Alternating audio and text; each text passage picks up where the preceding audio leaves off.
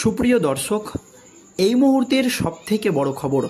দর্শক, আরজি কর কাণ্ডে মহিলা চিকিৎসকের মৃত্যুর ঘটনায় যে তদন্ত ভার হাতে নিয়েছে কেন্দ্রীয় তদন্তকারী সংস্থার সিবিআই আধিকারিকরা, সেই তদন্ত ভার নিয়ে বা সেই তদন্ত নিয়ে সিবিআইয়ের উচ্চ পদস্থ এক আধিকারিক এতদিনে মুখ খুললেন এবং সাংবাদিকদের সামনে যা জানালেন তাতেই নতুন করে রাজ্য রাজনীতিতে একেবারে শোরগোল পড়ে গিয়েছে।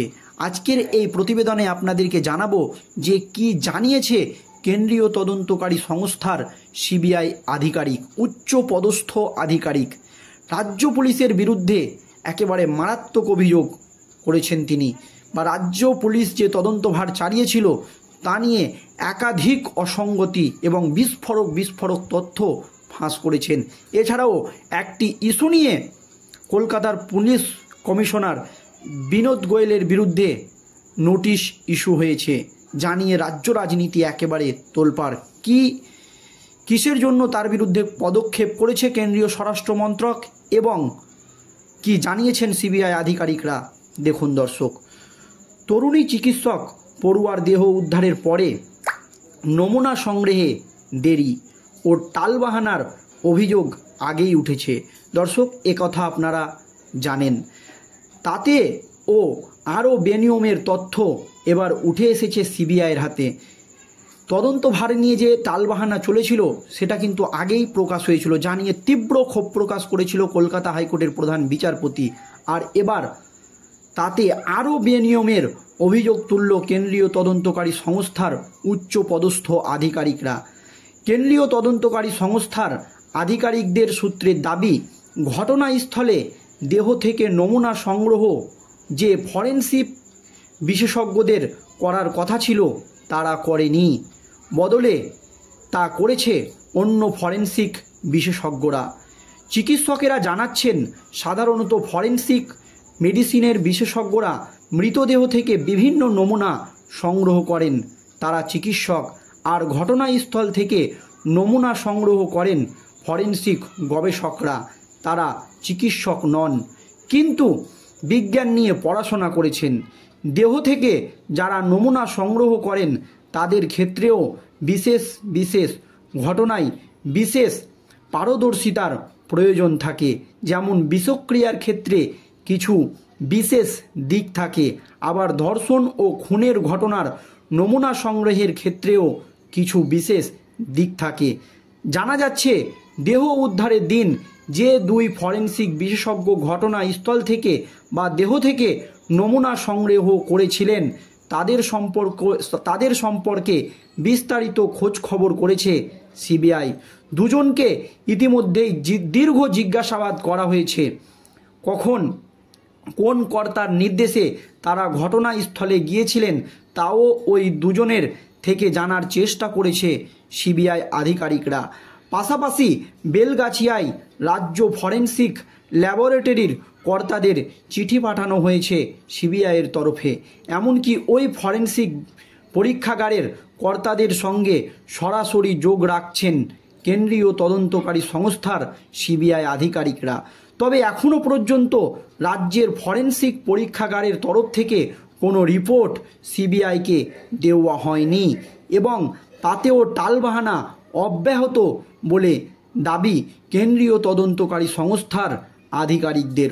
উচ্চ আদালতে আগামী শুনানিতে তথ্য প্রমাণ লুপাট ও কলকাতা পুলিশের অসহযোগিতার বিষয়ে লিখিতভাবে জানানো হবে বলে দাবি করেছে সিবিআইয়ের এক কর্তা।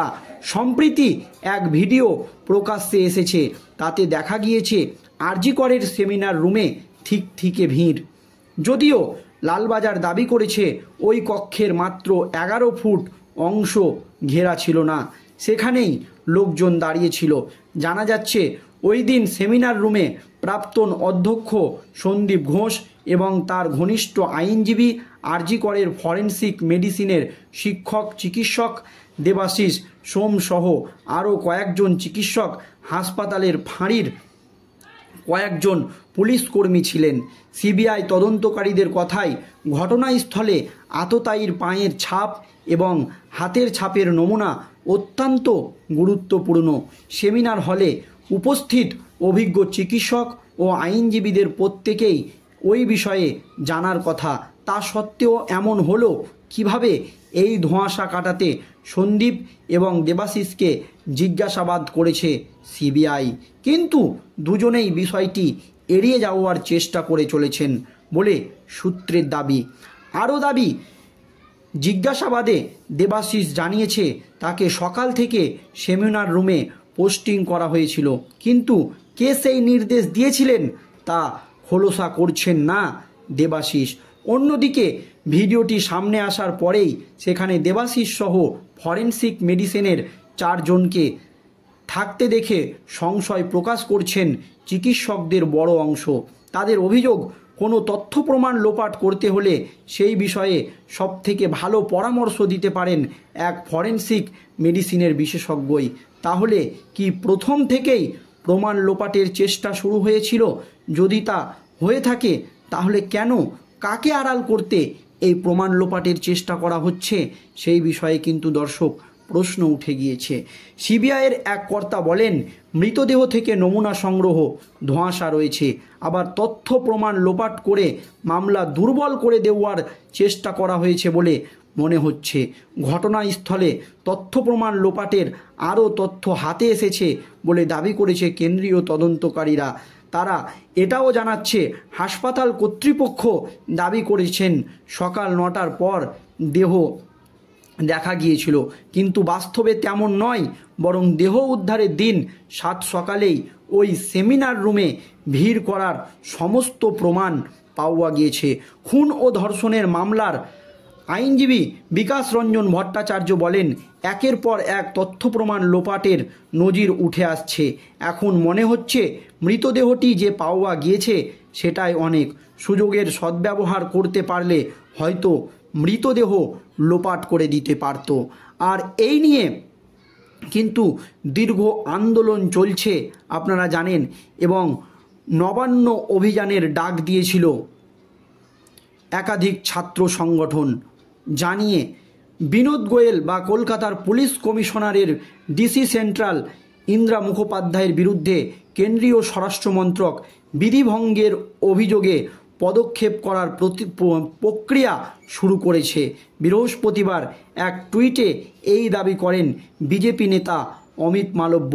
আরজিকর মেডিকেল কলেজে নির্যাতিতা মহিলা চিকিৎসকের চাদর বদলের অভিযোগে ইন্দ্রা মুখোপাধ্যায়ের সাংবাদিক বৈঠকের কটাক্ষ করে একথা বলেন বিজেপি নেতা অমিত মালব্য, এবং তিনি পরিষ্কার জানিয়েছেন কলকাতা পুলিশ কমিশনার এবং বিনোদ গোয়েল এছাড়াও ডিসি ইন্দ্রা মুখোপাধ্যায়ের বিরুদ্ধে কেন্দ্রীয় স্বরাষ্ট্রমন্ত্রক বিধিভঙ্গের অভিযোগে পদক্ষেপ প্রক্রিয়া শুরু করেছে। জানিয়ে এখন রাজ্য রাজনীতিতে নতুন করে চলছে জল্পনার পারদ।